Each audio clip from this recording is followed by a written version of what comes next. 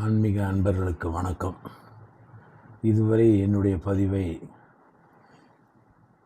Subscribe பண்ணாமல் இருந்தீங்கன்னா தயவுசெய்து சப்ஸ்கிரைப் பண்ணிடுங்க. நான் நேற்று கூட காரண உடலை பற்றி சொல்லியிருந்தேன். இப்போ காரண உடலுடைய தொடர்ச்சியும் நுண்மான் நுழைப்புலம் அப்படிங்கிற ஒரு இதை பற்றி கூற இருக்கிறேன். மெய்யுணர்வு பெற்றவர்கள் எதையும் பொருட்படுத்தாமல் கர்மமே கண்ணாயிருப்பார்கள். ஒரே குறியில் இருப்பவர் தாமாகவே மெய்யுணர்வை பெறுகின்றார். மெய்யுணர்வை பிரபஞ்சமாவதால் மெய்யுணர்வை அடைந்தவரால் எதனையும் அறிய முடிகிறது. அறிவுக்கு அறிவாகும் பேரறிவை பெற்றவர்கள் சித்தார் ஆகிறார்கள். பரிணாம வளர்ச்சியின் போக்கை நிர்ணயிப்பது உணர்வின் நுட்பமே. நோக்கரிய நோக்கு நுணுக்கரிய நுணர்வே என்கிறார் மாணிக்கவாசர். கத்தியை கூர்திட்ட சான் பிடிப்பது போல உணர்வை கூர்படுத்துவது சித்தர்களின் ஞானயோக மரபு. உணர்வை மேலும் மேலும் நுட்பமாக்குவது அறிவின் வளர்ச்சியாகும். நான் எனப்படும் உடல், அதன் உணர்வு, மனம், எண்ணம், சிந்தனைகள், கற்பனைகள், உணர்ச்சி, உயிர் செயல்பாடுகள் அனைத்தின் குறிப்பறிந்து தெளிந்தபின் எண்ணுதலுக்கு உட்படும் எண்ணத்தை தவிர்த்துவிட்டு தேவர் நிலையான குறிப்பறிவுக்கு, அதாவது இன்சைட், உயர்வது பரிணாமத்தின் கோட்பாடாகும். ஏழாவது அறிவு என்பது குறிப்பறியும் உலகுக்குள் சென்று அறிதலாகிறது. Exploration into inside. காலம், விதி போன்ற அமானுஷ்ய தத்துவங்களை குறிப்பறிவால் அறிவது.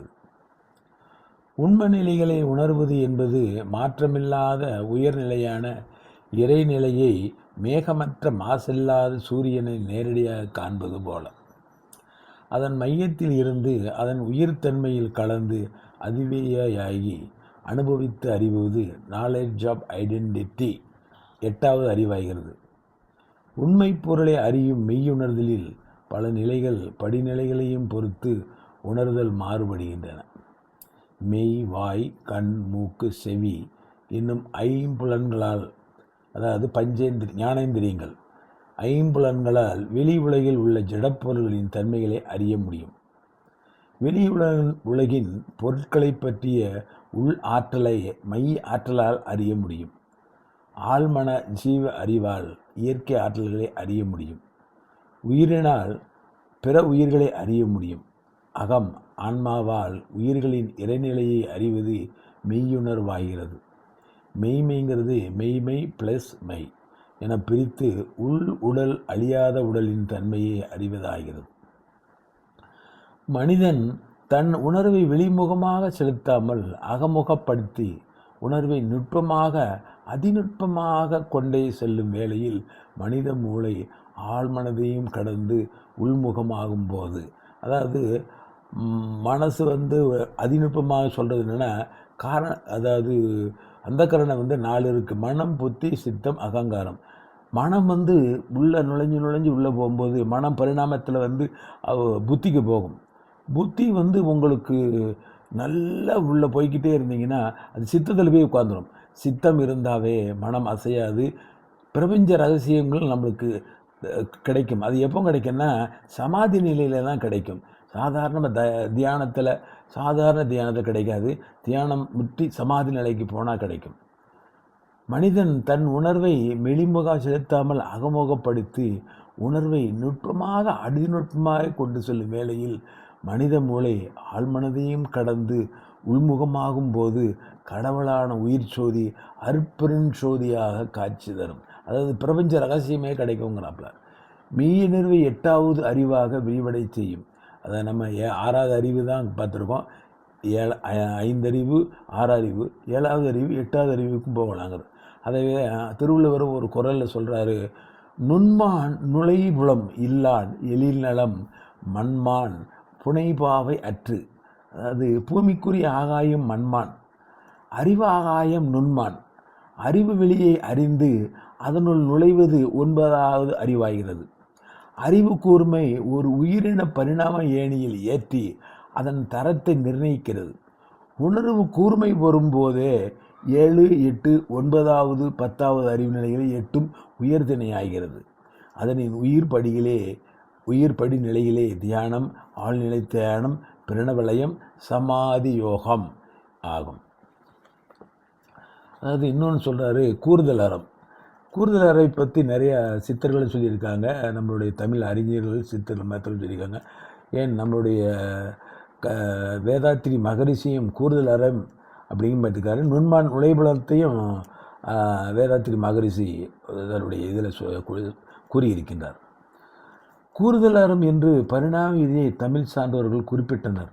அந்த ஒரு சொற்றொடரில் படைப்பின் ரகசியம், உயிரின் தன்மை இயல், உலகின் தன்மை, இறைநிலை மேம்பாடு இயல் என அனைத்தையும் உள்ளடக்கிய கூறிய அறிவுத்திறம் மெய்ஞானத்தை விஞ்ஞான அளவுக்கு உட்படுத்தி மனோதத்துவ முறையில் அளந்து காட்டி 5000 ஆண்டு தொலைவை கூறுதல் அறம் என்ற சொற்றொடரால் ஆதி தமிழ் சித்தர்கள் தாவி காட்டுகிறார்கள். நுண்மான் நுழைபுலம் என்ற சொற்றொடரால் பூமியிலிருந்து பார்ப்பதற்கு காட்சியாகும் ஆகாய வெளி மட்டும் தெரியும். அந்த ஆகாய வெளிக்கு மேல் உள்ள வெட்டுவெளி சூட்சுமங்களை அறியும் கல்வி என்கிறார் வள்ளுவர். அதை அறிய முற்படாத ஏட்டுக்கல்வியால் பயனில்லை என்பது வள்ளுவர் மற்றும் தமிழ் சித்தர்களின் முடிவாகிறது.